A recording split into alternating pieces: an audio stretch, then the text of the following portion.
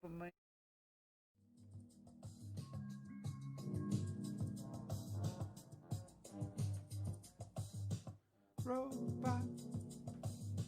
Bop, bop, bop, ba-da, bop, ba-da, bop, robot, bop, bop.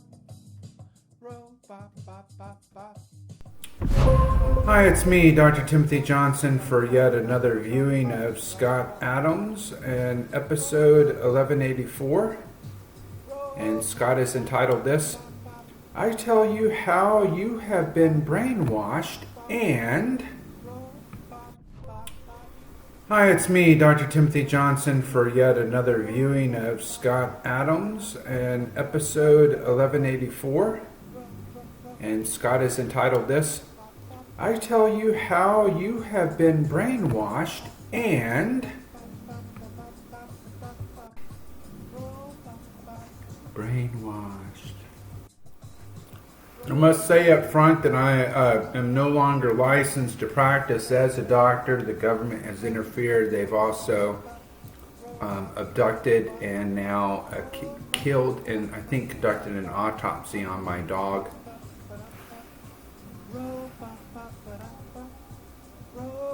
Kind of upset about that.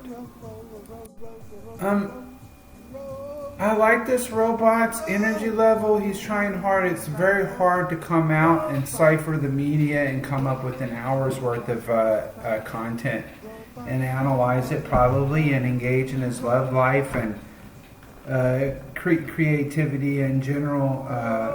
Mr. Adams, this episode kind of misses the real media analysis. You kind of started out on Twitter and you're engaging in this kind of dialogue with the straw man that I don't even know if his existence that is really existent.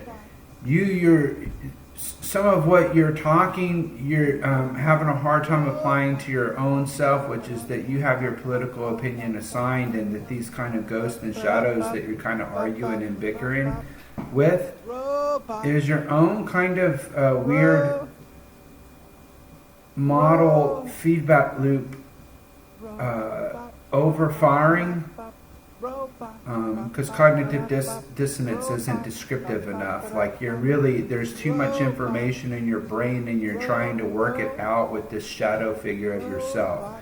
This is why some conservatives and stuff have found in their spiritual quest the branch to Carl Jung interesting. And it's pretty clear here that at 9:57, just look at his facial expression here. Interestingly, Scott's gestures almost always, he's puppeting almost to himself. If you see him do this finger point thing, it's like he's talking to some aspect of his self.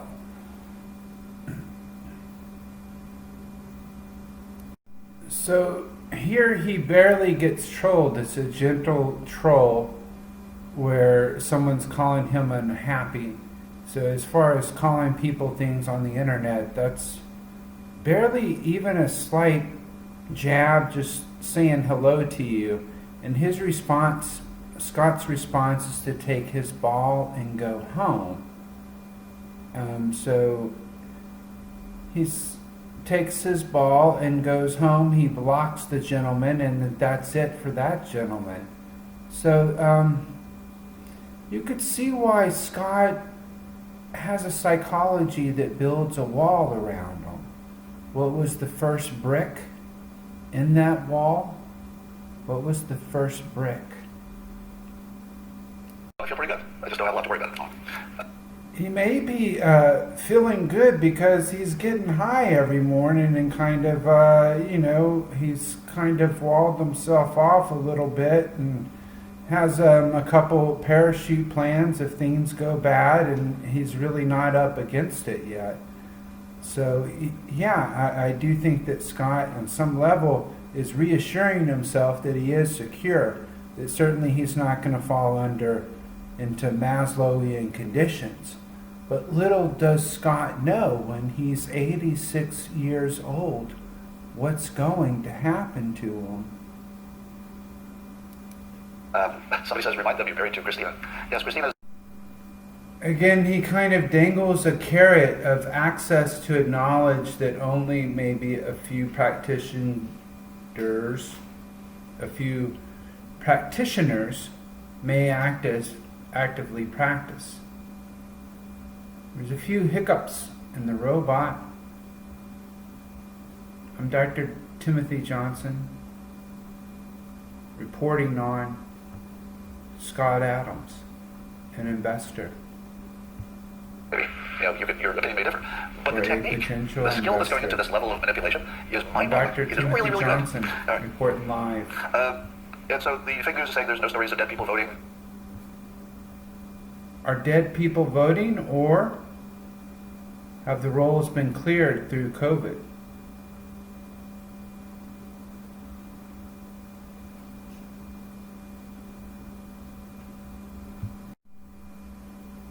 Factoid: Real Clear Politics never called Arizona. Note to self, we need to research what did Real Clear Politics call. Did they call Texas? Here I'm not really acting as a doctor that's concerned about what's going on in Scott's head, but he kind of misjudges his own talents of analysis a bit too often, and clearly what's happened isn't as he says. Regarding Fox News, Fox News has kind of stabbed the president in the back, and the principal reason is because they are internationalists, meaning that their profits come from overseas, and they were heavily invested in internationalism that the Bushes and everyone pulled, and Jeb Bush and all the contributors to Fox, absent probably Hannity a little bit. I haven't watched Hannity in a long, long time, but from what I understand, he was pretty in Trump's camp. And another gentleman in the camp is that guy who kind of took the place of O'Reilly a little bit as their debater, Tucker Carlson, who's won some and lost some. No one's been perfect in a debate, except, and that includes Chomsky. Chomsky's lost a few debates. You're never going to convince him, though, and it seems like the people that worship him always get the last word. But you can go back to the origins of Chomsky's scholarship when he was a teenager and kind of parroted the Jewish working classes of, that he grew up in the late 40s, early 50s, and rode that all the way to his acclaim now. But what a critic. He has some pie in the sky idealism of something that happened in Spain in the 30s. But anyhow, Chomsky's lost at least a few debates. If you can't admit that up front and name the debates that Chomsky's lost, then don't even contact me. And I do consider myself an anti-Chomskyite. And if you want to put me on a Southern Poverty watch list because of that, that doesn't seem fair. This is such a bizarre story that the robot's spinning out now, where if I understand him correctly, he is suggesting what? That Trump will prove his case first. Okay. This is what Scott is suggesting, that Trump will prove his case first and then concede to Biden. Okay, why would he concede to Biden? It's because he's going to wait 4 years and somehow win the Republican ticket again. That's what Scott believes. So, holy cow, what an imaginative turn that this gentleman has. It may be because he's under the influence of mushrooms and pot and a strong dose of coffee. That's just my opinion as a non-licensed or a doctor with the license suspended currently because of my controversial practices. Dr. Timothy Johnson. Fixed without mutually assured destruction. And so the left has decided that they will target for elimination, at least career elimination, of anybody who supported Trump. And I say, well, let's start a list. let's start our own list. Don't you think you can start a list of people that should not have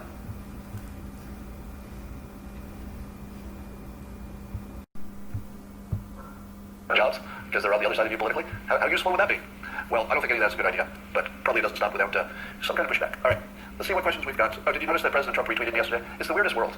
You know, my world is super small most of the time, and then it just flashes big, and then it goes back to super small again. So, for example, my day yesterday would be cleaning up my dog Snickers' poop, washing the dishes, or putting them in the dishwasher, brushing my teeth. Yeah, that's my normal day. Most of what I do is not this. 98% of it is just doing little stuff, and then President Trump retweets me. And then suddenly I go from the smallest life in the world. It's like, I'm just eating a banana in my kitchen all by myself, just paying no attention to the rest of the world. And the most powerful person in the universe, the President of the United States, is retweeting me. And the thing he retweeted was a tweet I said to the public. I said, you're being brainwashed to accept the results of the election as fair. You will be told that only bad people are skeptical of this situation, and that you will be held to account for doubting. And the one that I tweeted had 22,000 retweets, which would be my record by far. So apparently this is hitting home, and the President retweeted it yesterday, which is weird. All right, you never really get used to that. Most of you have not had this experience, of course, that you're just minding your own business, and then the President of the United States is tweeting about you. It's the weirdest thing, and it makes me think I'm living in a simulation. But let's look at some of your questions. And for reasons that are unclear to me, that tweet is not showing up, but I know I can find it. How is this possible? That tweet can... There we go. All right, here's some of your questions. If Trump isn't in the news, will I still be doing this? Yes. Right. So with or without Trump, I will continue with the live streams. We'll see where it goes. I didn't have any plan to be where this ended up. I don't know if you've noticed, but the live streams just went through the roof, so I'm getting hundreds of thousands of views on these now. I don't know if that lasts, after inauguration, but I'll keep doing this and see. If the audience wants it, I'll keep doing it. Let's put it that way. I would only do it if there's a demand and we're all having fun, so as long as we are, I'll do it. Raul Davis says, why does the universe feel like it's going to fold inside out? Well, I think what's happened, if you recall my biggest, weirdest prediction in 2016, or 15, I forget, might have been 15, when I said that President Trump would change more than politics, he would change how reality looked. That happened, right? Wouldn't you agree that your view of reality itself, specifically the credibility of our systems, how easily people are brainwashed, how we make decisions, just the way things work, wouldn't you say that's all turned inside out? And I think that's the Trump effect, and it's what I predicted in 2015, and you're feeling it now. Based immigrant says, how do we move forward if Trump loses? Same way you do anything. One day at a time, you wake up, you have breakfast. It's not going to be that hard, right? And there will always be a resistance. So if you're not on the Trump supporting team, there will be something to be against. And being against things is fun too, as Democrats found out. It's not easy after 4 years of vitriol. What can we do? I think people adjust faster than you think. I've always thought that our impulse for normality, or our impulse to return to the mean, is so strong that you can have all kinds of trouble in this country, and then you just fast forward 6 months and revert it to the mean. I don't know why, but that is very strong in this country, and it always makes me feel confident. Ian Martizas asked me, can you ask people if anyone has a comprehensive election data set? I can answer that question for you. The answer is it exists. It does not exist in the hands of anybody who could give it to you, because apparently some of it has to be accessed through the legal system. In other words, if you don't have a judge who's on your side and saying, yeah, you need to give me that data, you're probably not going to get it. So I don't believe there's one massive place where somebody has all of the data that can be had in any way that you could get to it. I do believe that there are individuals who are collecting, one at a time through the legal system, through whatever means they can find, as much data as they can about the election. So no, that doesn't exist, except with a few people who went out and found some way to get it one way or the other, and I don't know how complete it is. Probably it's focused on a few states that matter. What is an update on the likely path to Trump?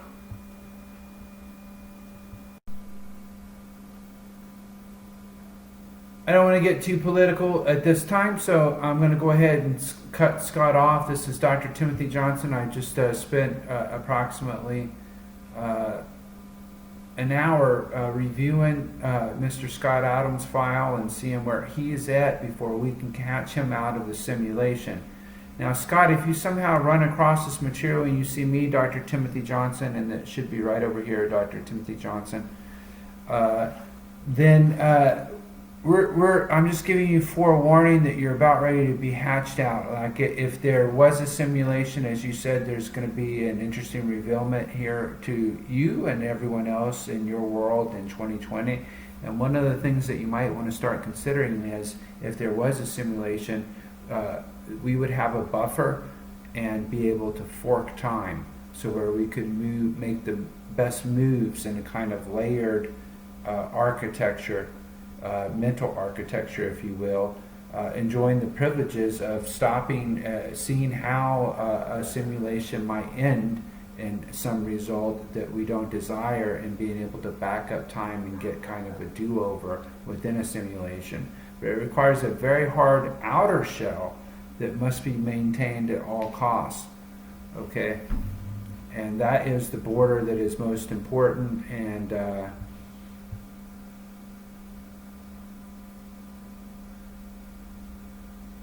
I understand that quite a lot of world travelers have a different take on a situation. If they would be so willing to let me travel the world and kind of update people. There's also a contingency of people that are kind of sequestered up and hardworking in their place, and they enjoy the routine of where they're at, kind of like an Immanuel Kant that isn't going to get out and, you know, do something like what Charles Darwin did and go out on a long cruise. Or anyhow, we got a bit sidetracked, but I'm now closing the file on Mr. Scott Adams. We'll check in on him